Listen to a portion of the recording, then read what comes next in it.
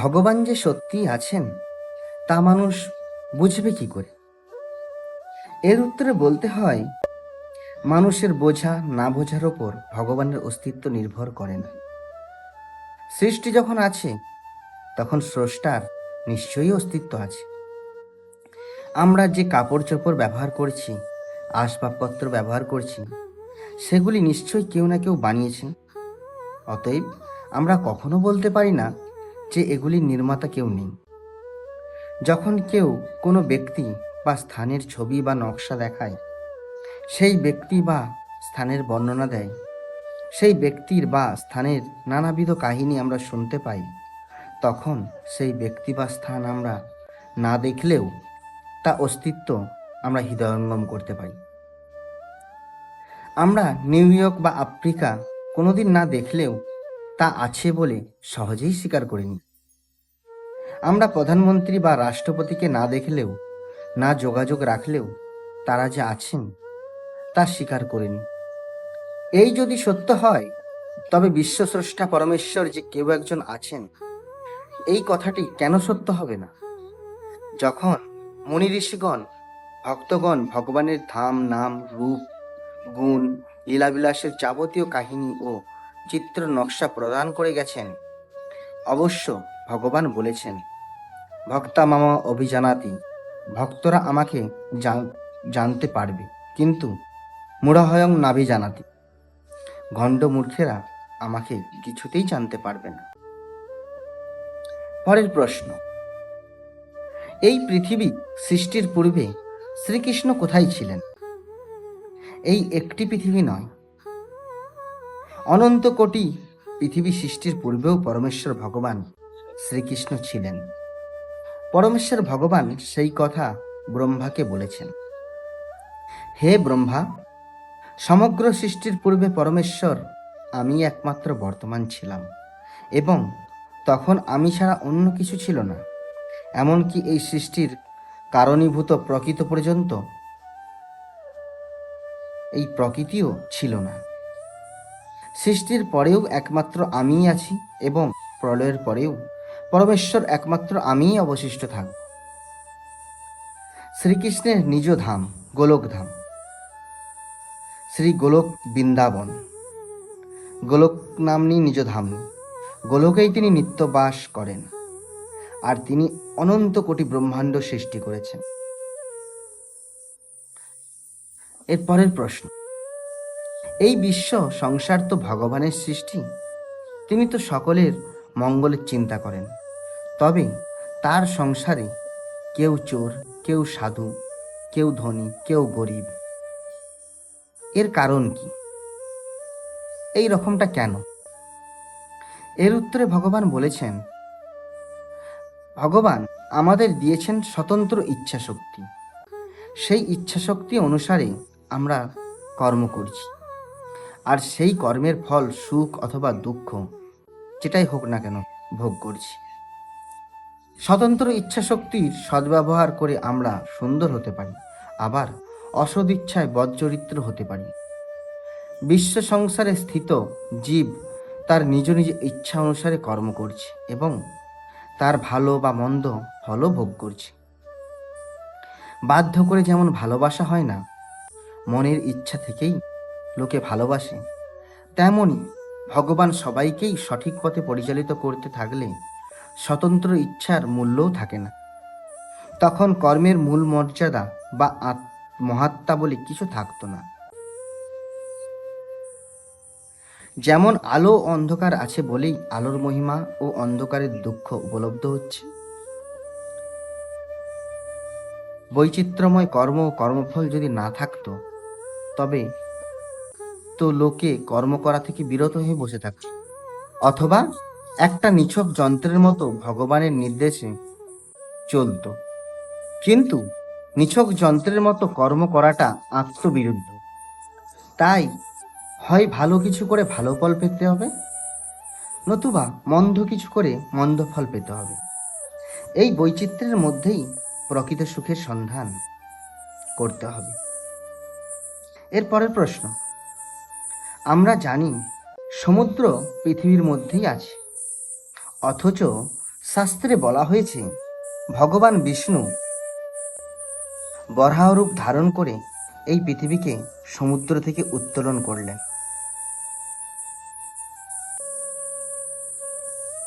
এর রহস্যটা কি? এর উত্তরে বলতে হয়, আমরা যে ব্রহ্মাণ্ডে বাস করেছি তা হচ্ছে 14 ভুবন বিশিষ্ট। তার মধ্যে মাঝখানের একটি গ্রহ হচ্ছে এই পৃথিবী। ব্রহ্মাণ্ডের তলদেশে রয়েছে গর্ভোদক সমুদ্র। সেই সমুদ্রে শায়িত গর্ভোদকশায়ী বিষ্ণুর নাভিপদ্ম থেকে প্রজা সৃষ্টিকারী শ্রী ব্রহ্মার জন্ম। সেই গর্ভোদক সমুদ্র থেকে পৃথিবীকে শ্রী বরাহদেব উত্তোলন করেছিলেন। পৃথিবীর যথার্থ অবস্থান থেকে বিচ্যুত করে অসুর হিরণ্যক্ষ পৃথিবীকে গর্ভোদক সমুদ্রে ডুবিয়ে রেখেছিল। পৃথিবীতে যে অতি নগণ্য সমুদ্র আছে, সেই সমুদ্রের কথা বলা হচ্ছে না এখানে। এর পরের প্রশ্ন, ভগবান সর্বশক্তিমান, ইচ্ছা মাত্রেই সবকিছু করতে পারেন।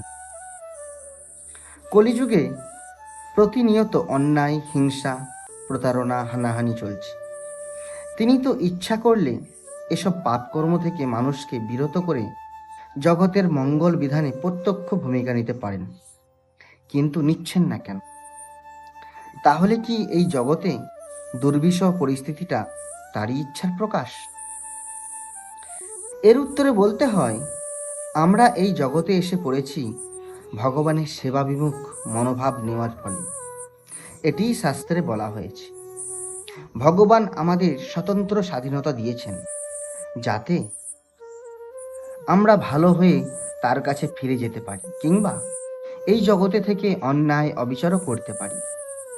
প্রকৃতপক্ষে এই জগতের অধিকাংশ মানুষই জড় জগৎটাকে ভালোবাসতে চায়, ভগবানকে ততটা ভালোবাসতে চায় না।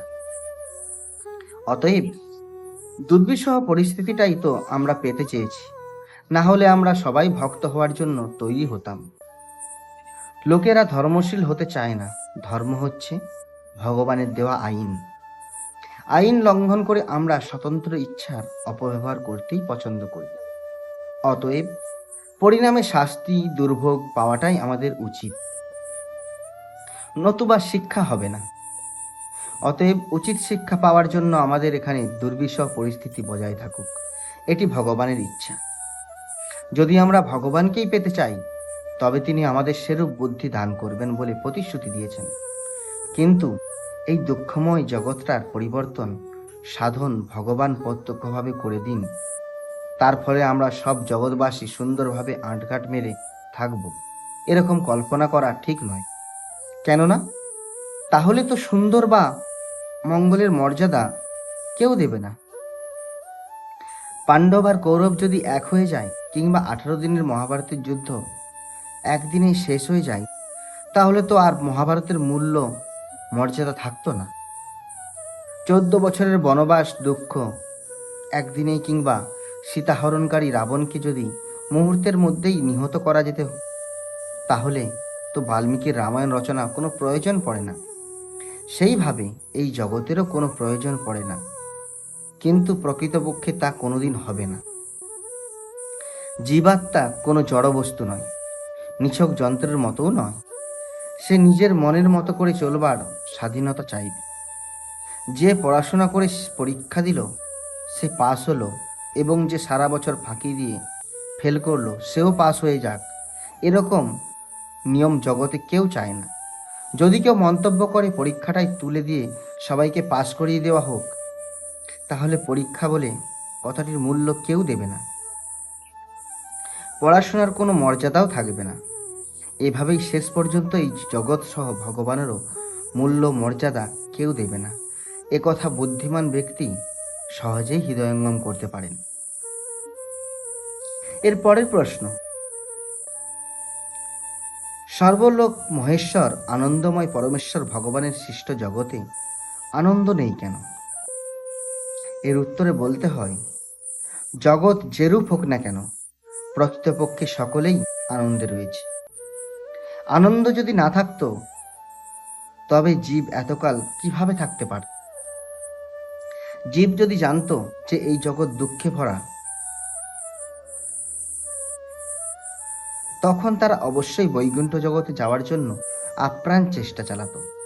কিন্তু তারা এই জগতে সুখে আনন্দে আছে বলেই বৈকুণ্ঠ জগতে যাওয়ার উদ্দেশ্যে হরিভজন করেই না। আমরা জানি বিষ্ঠা কত নোংরা বিষয়, তাতে আমাদের বিরক্তিভাব হলেও বিষ্ঠাভোজী পোকাগুলি কিছুতেই বিষ্ঠা ছেড়ে চলে যেতে চাইবে না, কারণ বিষ্ঠা খেয়ে সে আনন্দ পাচ্ছে। লাইটের সামনে হাজার হাজার পোকা লাফালাফি করেছে, তাদের ধরে এনে দূরে নিক্ষেপ করলে আবারও লাইটের কাছে ধেয়ে আসে। লাইটের কাছে বারে বারে ঠক্কর খেয়ে মরে যাবে, তবুও লাইট ছেড়ে যেতে চায় না, কারণ লাইটেই সে আনন্দ পাচ্ছে। আমাদের জড়দেহ কতই ব্যাধিগ্রস্ত হচ্ছে, বহু অসুবিধা হচ্ছে, তবুও দেহ ছাড়তে বা মরতে কেউই চাইছি না, কারণ এই দেহে থেকেই আমরা আনন্দ পেতে চাই। কত জন্ম জন্মান্তর ধরে আমরা ঘুরপাক খাচ্ছি, তবুও সেই সব অসুবিধাগুলি আমরা চিন্তা করি না। আমরা যেরূপ আনন্দ চাই তাই ভগবান দিচ্ছেন। উড়বার আনন্দ পেতে চাইলে হয়তো উড়োজাহাজে চড়ার সৌভাগ্য না হলেও পরবর্তী জন্মে মশা হওয়ার সুযোগ পাওয়াও যেতে পারে। প্রধানমন্ত্রী হয়ে আনন্দ পেতে চাইলে হয়তো এই জন্মে সুযোগ না হলে ছারপোকা শরীর ধারণ করে প্রধানমন্ত্রীর গদির ভেতরে জীবনযাপন করবার সুযোগও পাওয়া যেতে পারে।